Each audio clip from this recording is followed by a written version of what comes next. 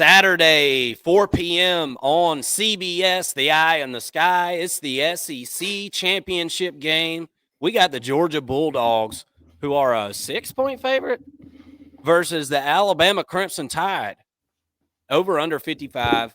This is going to be at Mercedes-Benz Stadium, as it always is. It was at the Georgia Dome before that. What do you think about this line here? My goodness, it moved. Yeah. It moved in Georgia's direction, didn't it? Yep. 2 whole points. Since I know I bet on this before last week's game, or maybe 2 weeks ago, at -4, and I'm glad I did now because that number's coming up. Yeah, absolutely. So let's kind of get into some of these numbers for each of these teams. I mean, the trajectories of these two teams have been a little bit different this year. Typically, Alabama is the team that's got the heavy head from the crown, right? And over the last couple of years, you've kind of seen what some people have perceived to be a power shift in the SEC a little bit. But I'm going to tell you something. This Alabama Crimson Tide team, you have to cut the head all the way off the snake, okay, or it will bite you. Mm-hmm. You can't just run this thing over, man. You can't just run this snake over, dude. You run this thing over and you get out to check on it, it's going to bite you. You've got to take the head clean off of the Alabama Crimson Tide if you're going to beat them. They are the epitome of a tough-nosed football team, and they've got the greatest coach of all time on their sideline in Nick Saban. And I think personally, Mason, this is Nick Saban's best coaching job this year. Yeah. The way that he has taken this team, that South Florida game earlier this year, man, a lot of people were they were selling their Alabama stock. They said, oh, the dynasty's over. Oh, the dynasty. I can't tell you how many times we saw that, heard that. And it was an embarrassing win, if there is such a thing. 17-3 against South Florida. Jalen Milroe doesn't play in that game. There's been rumors as to why, but we won't go there. That's another time for another show, another discussion there. Obviously got the loss at home this year, 34-24. That was the second game of the year against Texas. I feel like this team has changed a whole lot since that Texas game, and I think that Alabama is trending in the upward direction. I think if you had a line of Georgia versus Alabama, if you had a line after a week, 3 or 4, I think this thing would have been double digits. But Alabama has gotten better as the year has went on, and I think that we'd be remiss if we didn't mention that. But let's go ahead and go through some of these numbers, shall we? Offensively, we'll start with the Georgia Bulldogs. Offensively, yards per game, 490. That's 6th in the country. Rush yards per game, 185. That's 32nd in the country. Pass yards per game, 305. That's 8th. And points per game, 39.6. That's 7th in the country. Defensively, 280.5 yards given up per game. That's 12th in the country. 117.8 rushing yards per game. That's 28th. 162.7 yards per game given up through the air. That's 10th in the country. And then 15.8 points per game allowed on defense. That is 6th in the country. Flipping over to the Alabama Crimson Tide, let's go through offense first. 386.2 yards per game. That's 58th in the country. Rushing yards per game, 177.6. That's 46th in the country. Pass yards per game, 208.7. That's 72nd in the country. And points per game, 35.8, which is actually 17th in the country, which is pretty good considering those other numbers offensively. Defensively, 292 yards per game given up. That's 17th. 128 on the ground. That's 36th. 164 through the air. That's 11th in the country. And then defensive points per game, they give up 17.9. That is 14th in the country. We've seen a few games where Alabama seemed to be a little bit vulnerable, and one of them was this past week against Auburn. And I know some will chalk it up to a rivalry game, and I think Auburn had a good game plan, no doubt. But Alabama obviously squeaks out a pretty lucky one, and a Iron Bowl that's going to go down in all of Iron Bowl lore. I mean, that was a unbelievable game, and if you haven't watched on the First and Long College Football Show, go check that out. Mason here depraved himself of college football and gave us a true and honest blind reaction to this football game. And it was definitely one to behold. And I hope that you will go and check that out on our channel, the First and Long College Football Show, and subscribe while you're there if you like what you see.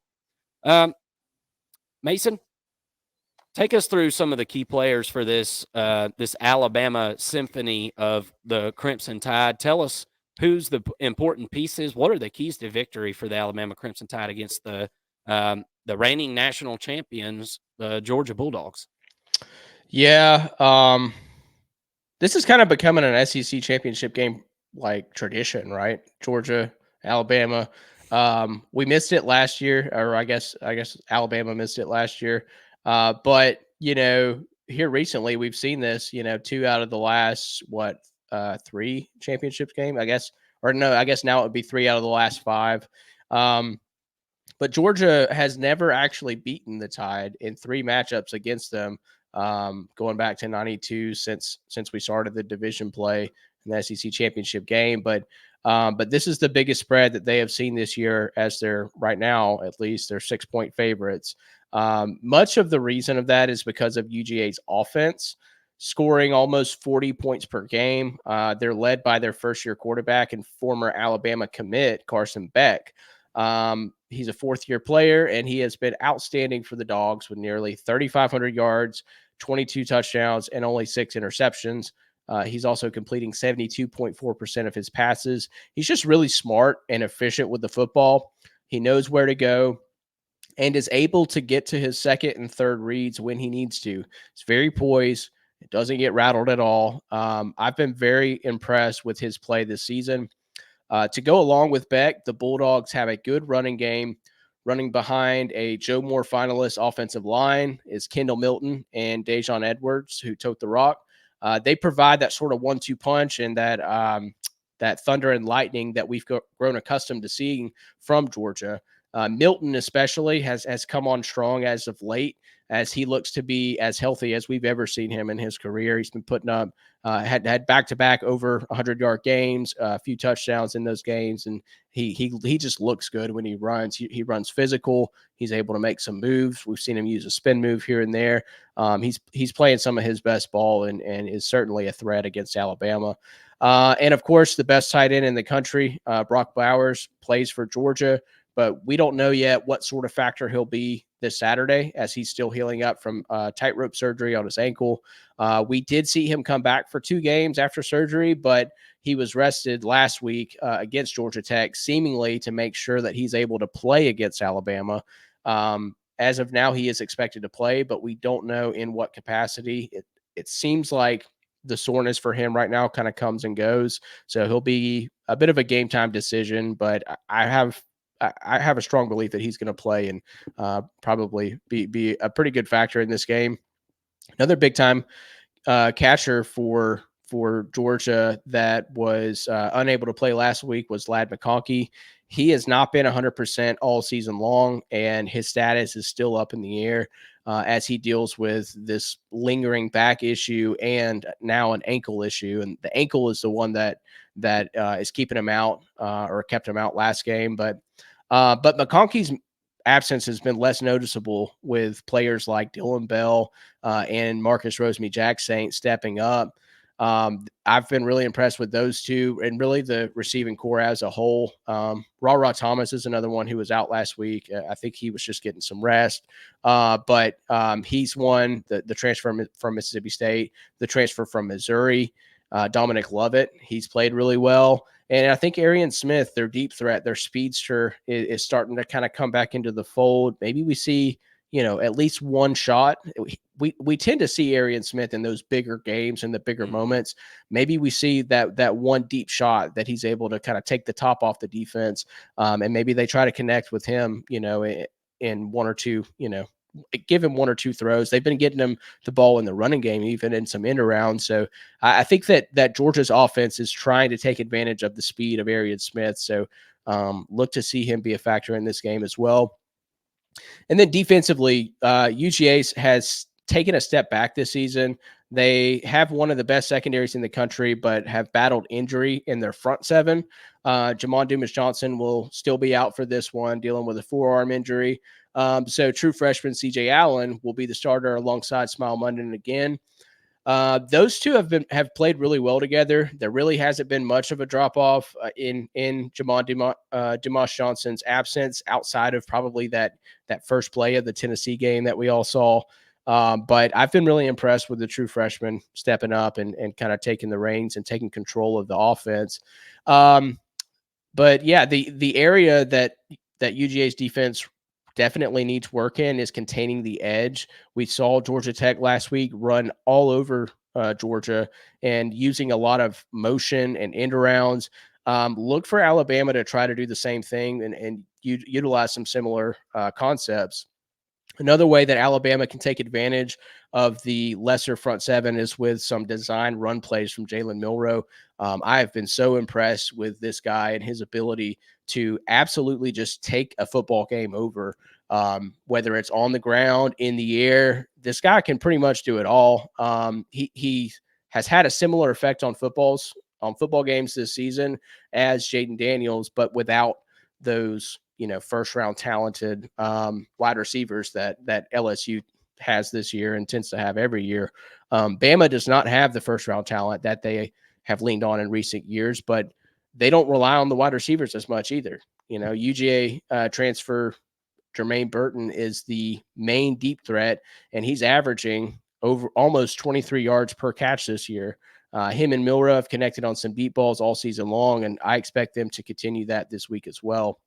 And then in the run game for the Tide, it's been decent, I think, but Bama fans might tell you that it leaves room for improvement, though, as they are averaging just 4.5 yards per carry, which is 54th in the country in rushing efficiency.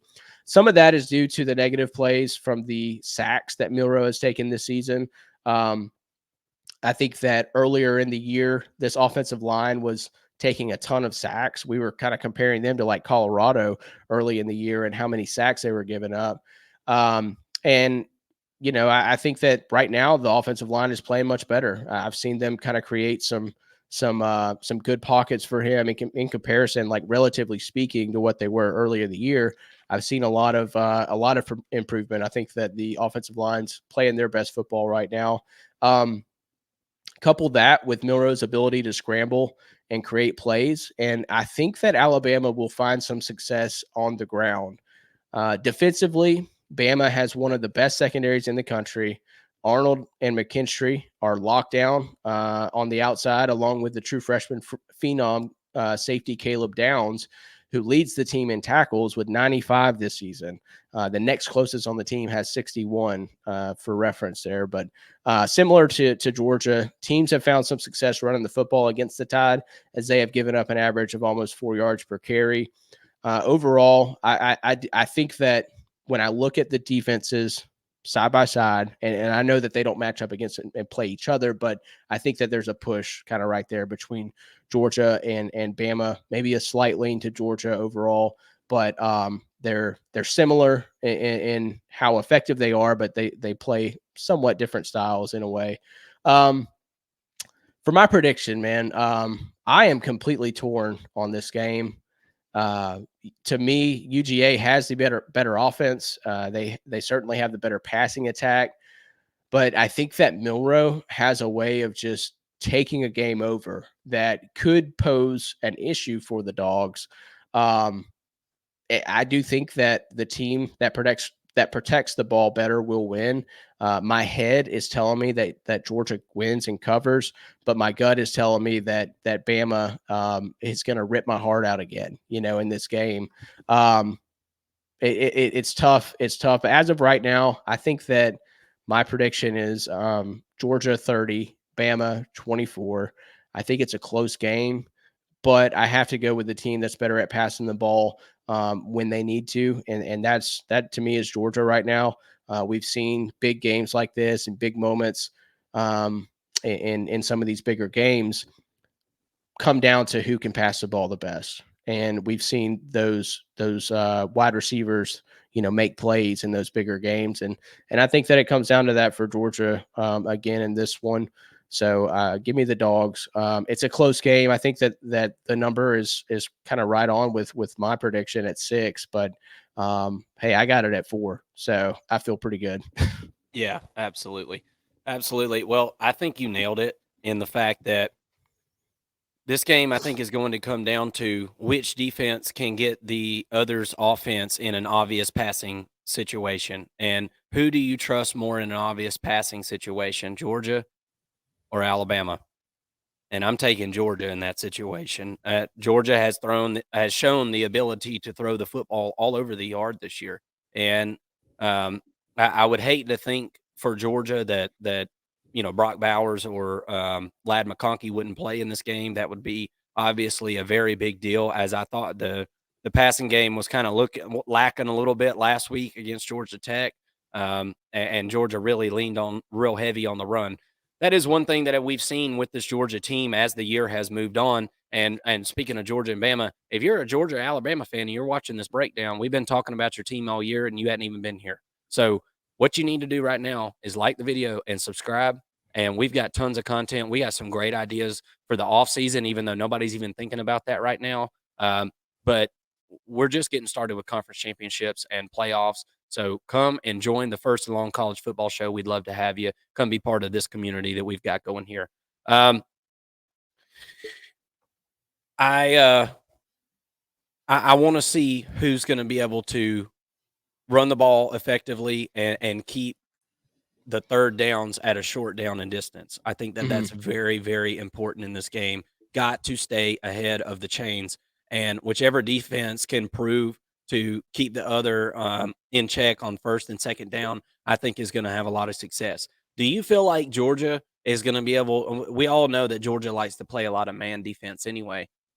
I mean, I've heard a lot of people talking about online. Do you think Georgia is going to be able to spy a backer on Jalen Milroe and cover man to man with these wide receivers? Because I feel like this Alabama team is a little bit different of if you compare them to ones in the past with Jamison Williams and Devontae Smith and just all these really awesome prolific wide receivers. I don't really see one of those on this team. I know Jermaine Burton is pretty good, and he's had a good season as he's a senior. He's been in college for a while now. Do you see Georgia being able to have success defensively spying Milroe? Because I feel like if they do have success doing that, I feel like Georgia's going to be able to control this game pretty well. Yeah, I think that they could, and I think that they'll do it in multiple ways. Some downs, you'll see Darius Smith in there, the speedster. He's kind of that sort of backup outside linebacker, or you've actually seen a lot of Raylan Wilson, number 5 on defense, who's coming off as an outside linebacker, sort of hand up. He's a true freshman, 5-star phenom. But he battled injury early in the season. I think you might see him kind of off the edge, spying a little bit, and then also you'll see one of the middle linebackers, whether that's C.J. Allen or Smile Munden, might be the more capable middle linebacker for spying a quarterback like that. But you'll see the outside linebacker. And also I'll throw in the star, Tyke Smith, who might play that role a little bit as well. But you'll see kind of those 3 positions taking turns, and it'll keep Alabama on its toes as far as, knowing where to pass the ball. Because if you know that one certain player is going to spy the quarterback every single play, that tells you where to pass it over the middle, right? So you got to kind of be multiple. And I think Georgia has the speed to be able to do that. I don't think that I think that Milroe will have some success scrambling, but I'm not sure that he's going to have the success, absolutely just coming back and doing a quarterback draw or doing any sort of quarterback design runs necessarily.